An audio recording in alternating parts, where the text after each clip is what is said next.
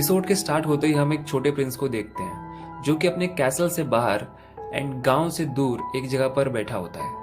और तभी वहां पर एक शैडो जैसा क्रिएचर आ जाता है और वो उस प्रिंस को देखकर कहता है कि मैंने तुम्हें यहाँ पर पहले कभी नहीं देखा। और वो उसे बुलाता है पर वो वहां से भागने लगता है। वो शैडो जैसा क्रिएचर उसका पीछा करता है और वो उस प्रिंस को पूछता है कि कौन हो तुम।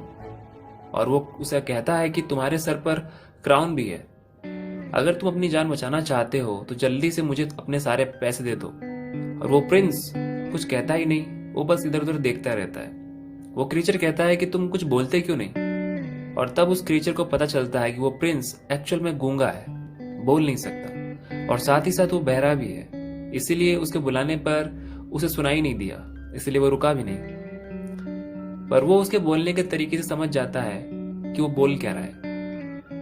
जिसके बाद वो क्रीचर कहता है कि ठीक है, अगर पैसा नहीं तो तुम मुझे अपने कपड़े दे दो। और वो प्रिंस बड़े खुशी से अपने सारे कपड़े उसे दे देता है। और वो क्रीचर उसे अगले दिन और एक्सपेंसिव कपड़े लेकर आने के लिए कहता है और वो प्रिंस मान भी जाता है। और जब प्रिंस उस तरह से यानी कि बिना कपड़ों के घर जा रहा होता है तब सभी लोग उसे उस तरह से देखकर हंसने लगते हैं। वहां हमें पता चलता है कि प्रिंस का नाम बोजी है और वो लोग उसे स्टूपिड और वीक समझते हैं क्योंकि वो एक छोटे बच्चों का तलवार भी नहीं उठा सकता। और उसी तरह से वो कई दिनों तक वहां पर एक्सपेंसिव कपड़े लेकर वहां जाता रहता है और वो दोनों बहुत सी बातें करते हैं और उन दोनों में दोस्ती हो जाती है। और वो क्रीचर उसे बताता है कि उसका नाम कागे है। बोजी उसे कहता है कि वो उस कैसल का प्रिंस है और उसे बड़ा होकर सबसे अच्छा राजा बनना है। कागे उसका मजाक उड़ाता है। वो कहता है कि तुम तो पहली बात सुन नहीं सकते और ना ही बोल सकते हो, तो तुम इतने अच्छे राजा कैसे बनोगे।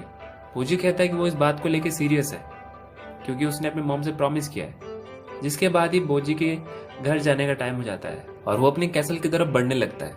पर इस बार कागे उसका पीछा करता है और उसके साथ टाउन जाता है, पर बोजी को बिना बताए, जहां पर सब उसका मजाक बना रहे होते हैं। और ये कागे भी देखता है और पर उसे अजीब लगता है कि बोजी अभी भी स्माइल कर रहा है। जिसके बाद वो अपने कैसल जा पहुंचता है जहां पर की क्वीन उसे खूब डांटती है और वो कहती है कि वो अपनी इस आदतों की वजह से कभी भी राजा नहीं बन पाएगा। एक्चुअल में वो सेकंड क्वीन होती है और उसका नाम होता है हिलिंग, और दूसरी भाषा में कहूं तो बोजी की स्टेप मदर, जिसके साथ बोजी का एक छोटा भाई भी होता है और वो हिलिंग का अपना बेटा होता है। और उसे डांटने के बाद क्वीन वहां से चली जाती है और एक आदमी जिसका नाम डोमास होता है वो कहता है कि किंग यानी कि उसके पापा ने उसे मिलने के लिए बुलाया है। जिसके बाद वो अपने कमरे जाता है कपड़े पहनने के लिए और वहां उस कमरे में कागे भी जा पहुंचता है और वो देखता है कि बोजी रो रहा है। उसे समझ में आ जाता है कि बोजी बाहर बस दिखावा कर रहा था कि वो एकदम ठीक है, पर उसे एक्चुअल में काफी बुरा लगता है उन बातों को सुनकर। एक्चुअल में सुन नहीं सकता बट उन्हें महसूस कर सकता है वो। जिसके बाद वो किंग से मिलने के लिए जाता है और वो उस किंग का नाम होता है किंग बोसे। और हमें एक फ्लैशबैक दिखाया जाता है कि एक इंसानों के विलेज पर एक पूरे के पूरे मॉन्स्टर्स के झुंड ने हमला किया था जिससे कि वो लड़ नहीं सकते थे। तभी वहां पर बोसे ने ही आकर उन सभी मॉन्स्टर्स को मारकर उन विलेजर्स को बचाया था और तभी से बोसे किंगडम स्टार्ट हुआ। और बोसे एक जायंट था और वहां पर बोसे से बात करते हुए हमें पता चलता है कि बोसे काफी बीमार है। और हमें यह भी पता चलता है कि बोसे की पहली क्वीन यानी कि बोजी की मॉम मर चुकी है, इसीलिए उन्हें दूसरी शादी करनी पड़ी। पर उन्हें बोजी से बहुत प्यार होता है और साथ ही साथ उस किंगडम की भी फिक्र होती है कि उनके जाने के बाद उसका क्या होगा।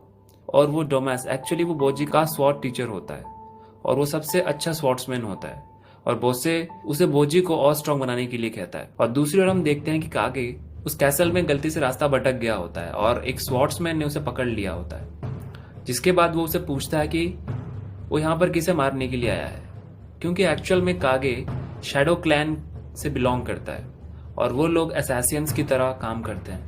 पर कागे उसे चकमा देकर किसी तरह से वहां से भाग जाता है। जिसके बाद हम देखते हैं कि डोमास बोजी की स्वॉर्ड्स ट्रेनिंग करवा रहा होता है और तभी वहां पर डायडा यानी कि सेकंड प्रिंस यानी कि बोजी का छोटा भाई वहां पर आ पहुंचता है। पर अगर सच बताऊं तो वो उसका बड़ा भाई लग रहा होता है और वो बोजी को उससे लड़ने के लिए कहता है, पर डोमास उसे मना करता है क्योंकि वो इतना स्ट्रांग नहीं है।